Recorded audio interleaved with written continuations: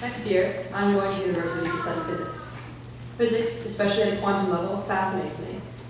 Learning about the fundamental particles that make up the universe sheds light on the behaviors and relationships that imbue everyday occurrence with complexity and possibility. These are a few books that have shaped my understanding of theoretical physics as well as my appreciation for humanity and human existence. Color Rebelli's book, which you might see is the one signed ESACA. I think I've been borrowing it since 9th grade. And it introduced me to theoretical physics and showed me how accessible it was to learn and to seek information for myself. So, scientific exploration is objective and stringent, and as such is often thought to be the antithesis of artistic expression. This distinction has long prevented me from considering myself capable of scientific study, as I'm more interested in exploring physics through poetic, philosophical, and artistic perspectives. I'm not familiar with many others who share my perspective, and so I worry that my interest in physics comes off as artificially poetic or sentimental. I wonder why this distinction between art and science exists. The scientific world seems to be filled with ignorance and a reference towards creativity, and I don't see value in pursuing a career that is arrogant to creative thinking and self-discovery. Maybe the disconnect between art and science can be attributed to the nature of scientific versus creative exploration. Scientists must remove themselves from their research so that their work doesn't reflect their individual influence. The goal is a total separation of observer and observed. Art, on the other hand, is interactive.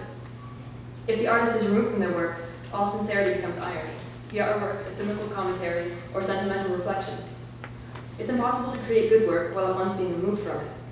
In my perspective, the most impactful art comes from the need for raw communication, a crying out rather than a commentary, honesty and vulnerability, basically. Throughout history, artists have been leaders of social revolution, uniting people over their shared pain and triumph. I wanted to talk about a few artists that I admire, whose work serves as a tool for change as well as expression, such as Miriam Makeba, who spoke out against apartheid in South Africa and used her music to inspire change. Keith Haring created work to raise awareness for the AIDS crisis, dedicating himself to education, prevention, and care for AIDS. Guernica by Pablo Picasso was created during the Spanish Civil War and helped raise awareness for the war globally. And Basquiat's work expresses his frustration with the American law enforcement system, and Allen Ginsberg wrote Howl as an outcry on behalf of marginalized people in America. These works are significant and retain their relevance because of the artist's honest intentions. When artists are dishonest and shallow, however, their work becomes a reflection of their own egos rather than their message. As James Baldwin puts it in his critique of the novel Uncle Tom's Cabin, sentimentality is the mark of dishonesty, the inability to feel. The wet eyes of the sentimentalist betray his aversion to experience, his fear of life, his arid heart, and is always, therefore, the signal of secret and violent inhumanity, the mask of cruelty. Baldwin makes the point that sentimentality, dishonesty, breeds violence even as it condemns it. This dishonesty, I believe, is not limited to the creation of artwork, but also to the intentions and motivations of science. To do good work, my intentions must be aligned with humanity. My goal is to expand my methods for universal interaction, to extend myself.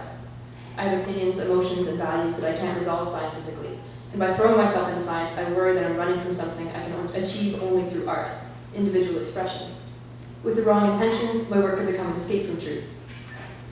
Also from James Baldwin, the formula created by the necessity to find a lie more palatable than the truth has been handed down and memorized and persists yet with a terrible power. Though Baldwin is referencing a vastly different subject matter, his words apply also to humanity's tendency to devalue artistic expression in favor of cynicism. It seems evident that people today are more moved by art critique than art itself. More specifically, however, Baldwin's words apply to the tendency of scientists to turn away from vulnerability and expression.